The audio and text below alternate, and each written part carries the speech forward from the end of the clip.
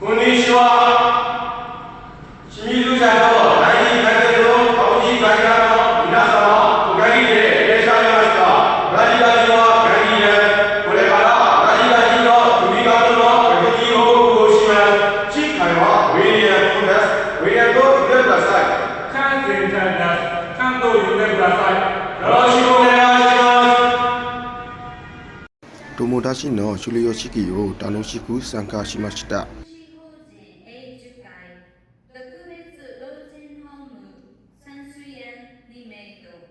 換気のために体操もしていました。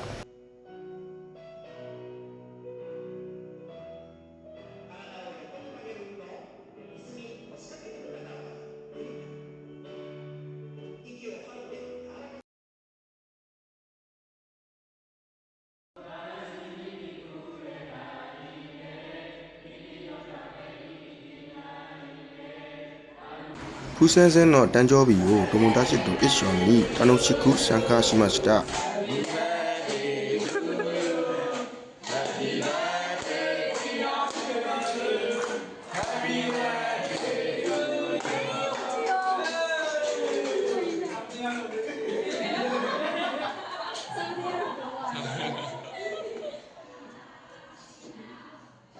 နာမည်လေးကြိုက်မယ်လို့ထင်တယ်授業が終わった後、掃除もしていました。休みの日は友達と一緒にサッカーをしました。